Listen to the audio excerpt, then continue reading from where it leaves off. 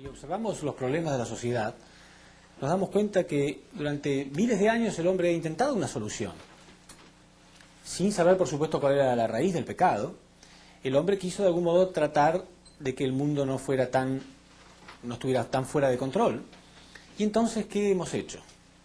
Si alguna vez ustedes han entrado al estudio de un abogado, verán que hay tomos inmensos, ¿no? Leyes y leyes y cada vez más leyes, ¿no? Y sin embargo la maldad persiste, ¿verdad?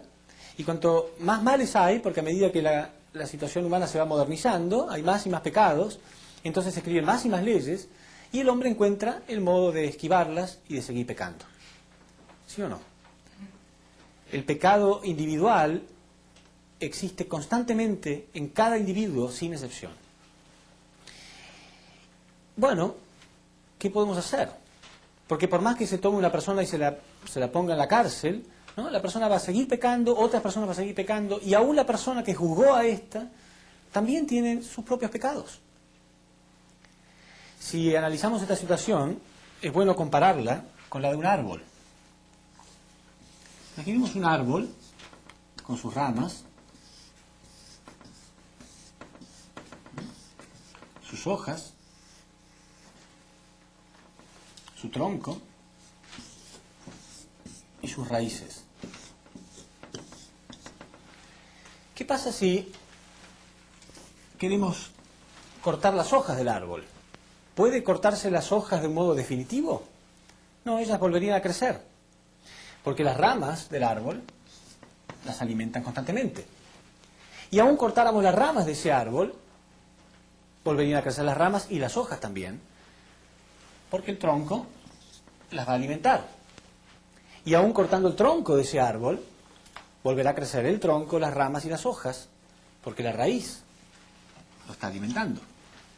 Algo muy diferente sería si cortáramos la raíz también. ¿Qué representan estas cosas? Bueno, la hoja está representando el pecado individual.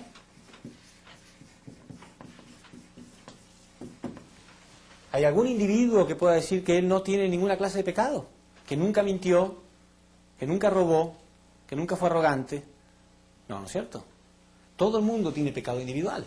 Y ese pecado individual es la razón de todos estos problemas sociales que vemos cada día. Bueno, pero dijimos que aunque se intente cortar el pecado individual, vuelve a surgir constantemente. Porque aunque cortemos las hojas de ese árbol, las ramas lo alimentan. Las ramas del árbol representan el pecado colectivo. Porque nos creemos justificados, porque todo el mundo tiene pecado. Entonces nos creemos menos malos. Y eso justifica y alimenta constantemente el pecado individual. Porque existe pecado colectivo, me siento justificado. Yo siempre digo que el pecado colectivo es el pecado más hipócrita. Bueno, él también lo hace. ¿Eso qué tiene que ver? Pero nos alimenta, ¿sí o no? Nos alimenta el justificativo para el pecado individual. Pecado colectivo alimenta el justificativo para el pecado individual. Aunque no tenga nada que ver, aún así nos sentimos alimentados o justificados. Pero aunque cortáramos las ramas de este árbol, repito, el tronco existe todavía y va a volver a crear ramas y hojas. Porque existe el pecado heredado de nuestros antepasados. Ya nosotros nacemos con ese pecado. Porque no importa en qué parte del mundo hayamos nacido, o en qué nivel social, aún así existe el pecado colectivo y el individual. Quiere decir que es obvio que lo hemos heredado de nuestros antepasados. Cualquier persona en cualquier parte del mundo. Bueno, pero aunque cortemos, repito, el tronco de ese árbol, volverá a crecer porque las raíces existen. Quiere decir que el hombre tiene pecado individual, colectivo y heredado, porque las raíces del pecado son el pecado colectivo. Perdón, el pecado original. La raíz del pecado es el pecado original, es el primer pecado que se cometió, el primer pecado que cometieron los antepasados de la humanidad. Y obviamente es heredado después por nosotros y así sucesivamente. ¿Por qué? Porque el pecado original fue el pecado de fornicación. O sea que lo que está manchado es el amor mismo. Y nadie puede nacer si no es por un acto de amor entre su padre y su madre. Hay una relación entre el padre y la madre. Y si ya la relación está contaminada, está manchada, el resultado está manchado. No podemos solucionarlo. ¿Puede alguien liberarnos de esto? ¿Puede alguno de nosotros liberarse por sí mismo? No. Si estuviéramos todos presos, ¿no? Estamos todos en la cárcel, y yo les digo a ustedes, no se preocupen, yo los voy a liberar. ¿Pueden creerme? No. ¿Cómo voy a liberarlos? Yo también estoy preso. Quiere decir que nadie que esté involucrado en este pecado puede decir que es la solución. Porque él también está incluido.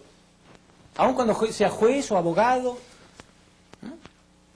O un gobernante, aún así él también tiene pecado original, pecado heredado, pecado colectivo, pecado individual. Solamente alguien que venga apartado de esto, alguien que nazca fuera de esto, que no tenga nada que ver con la raíz de este pecado, puede liberarnos. Ese es el Mesías.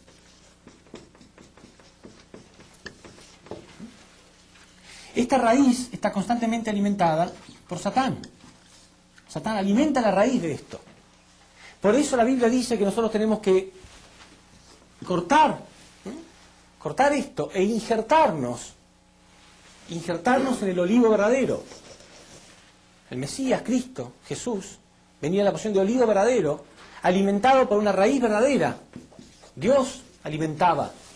Dios era la savia de Jesús. Y nosotros teníamos que cortarnos, dice la Biblia, cortar esta raíz falsa y mala alimentada por Satán e injertarnos en el olivo verdadero y recibir la savia del olivo verdadero que está alimentada por Dios. Entonces solamente una persona que sea libre, que no tenga nada que ver con esto, puede liberarnos. Sin embargo, Jesús vino hace 2000 años, dijo: arrepiéntanse, porque el reino de los cielos está cerca. Sin embargo, pasaron 2000 años y obviamente este árbol todavía existe y con frutos muy concretos en esta sociedad. ¿Qué fue lo que pasó?